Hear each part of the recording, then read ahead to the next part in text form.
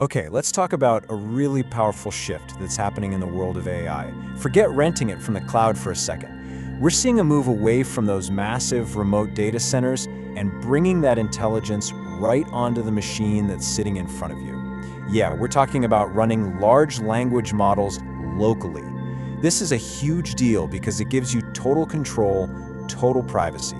It's your models, your rules.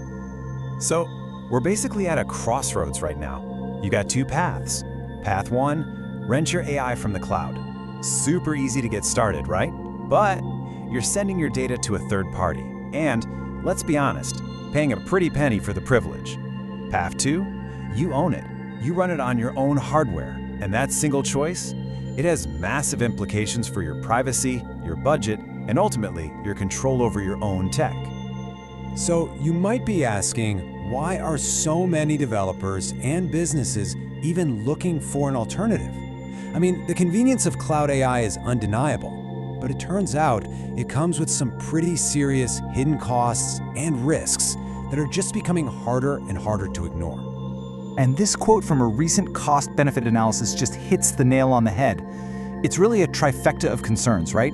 First, who gets to see your data? Second, how locked in are you to one single company's ecosystem? And third, what's the real long-term cost actually going to be? And let's be really clear here. These aren't just, minor inconveniences. For any organization that handles sensitive info, or needs a predictable budget, or just wants control over its own technology, these are major, major strategic risks. You're basically handing over the keys to a critical part of your entire operation. But what if you could get all the power of these large language models without taking on all those risks? Well, that's exactly where the local AI revolution comes into play. Thanks to this incredible surge in open source models and way more efficient hardware, running AI on-premise isn't just possible anymore, it's actually becoming economically smart. Okay, now this is where it gets really, really interesting. I mean, look at these numbers. What you're seeing is the payback period. For a lot of common tasks, think building an internal search for your company or automating customer support. The data shows you can break even on your hardware investment in just a few weeks. We're talking maybe up to 3 months. And after that, the savings are pure profit. That's money back in your pocket. So how is this whole revolution actually happening? It's not magic, I promise. It's being powered by this incredible ecosystem of open source tools that are designed to handle all the complexity for you. Let's take a look at a few of the key players that are making local AI accessible to pretty much everyone. All right, first up is Ollama. Seriously, just think of this as the easy button for local AI. It takes what used to be an incredibly complex process, downloading, configuring, running powerful models like Llama 3 or Mistral, and makes it as simple as typing a single command on your Mac, Windows, or Linux machine. It's a game changer. Next, we've got LangChain. So if Ollama gets the AI model running on your machine, LangChain is the framework that lets you build powerful applications with it. It's like the glue. And this is how you connect that local model to your own private data. And that, for businesses, is the real magic. So the key technique that makes this all work is something called retrieval augmented generation, or just BRAG for short. Now it sounds super technical, but the idea is actually pretty simple. You see in the diagram here, you take your own private documents, and you use a tool to create a special question and answer dataset from them. Then the local model you're running, it queries that dataset for answers. And here's the most important part. Your sensitive data never leaves your network. This is how you turn a generic AI into an expert on your specific information, not just what's out there on the public internet. Okay, so we've got the software down, but what about the hardware? Let's get into the practical side of things, a little reality check on what it actually takes to run all this yourself. Because it's not magic, it requires some very specific hardware and a totally new way of thinking about security. This really is the big question, isn't it? While local AI is more accessible than it has ever been, running these models effectively still really depends on your hardware, especially your GPU, and how committed you are to managing the whole system securely.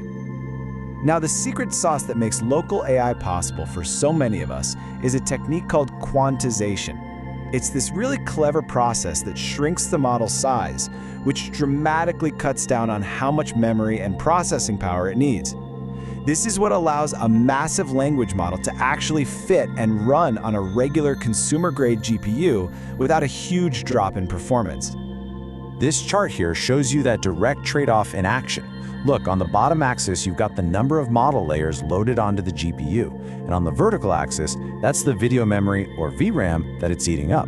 Notice how it's just a straight line? It's a direct linear relationship. The more VRAM you have, the larger and more powerful the models you can run, or the less you have to compress or quantize them. For businesses, this hardware decision has huge security implications. Just take a look at these options. Tools like Tab9 and SourceGraph Kodi, they're designed for what we call on-premise or air-gap deployments. That means the AI can operate entirely inside a secure network with zero connection to the internet. That's a critical requirement for industries like defense, finance, and healthcare, something that cloud-only services like GitHub Copilot just can't offer. And you have to remember this. When you run AI locally, you become the provider. That means you are now in charge of, well, everything. From security and regulatory compliance like GDPR to content moderation, access control, and keeping detailed logs for audits. You're taking on all the responsibilities that the cloud provider used to handle for you. So, with all that in mind, how do you decide? Which path is the right one for your specific needs, for your priorities? Well, there's no single best answer here. It's all about understanding the trade-offs. You know, it really just boils down to this. Local AI is the clear winner if you prioritize absolute data privacy, long-term cost control, and the ability to operate offline. Cloud AI, on the other hand, it still excels if you need instant access to the absolute biggest, most powerful models with zero maintenance and the ability to scale up massively right on demand. Ultimately, this growing movement toward local AI isn't just some technical trend. It's asking a really fundamental question about the future. Will this transformative technology be something we rent from a handful of giant companies? Or will it be something we own and control ourselves? The answer to that is going to shape how all of us innovate for years and years to come.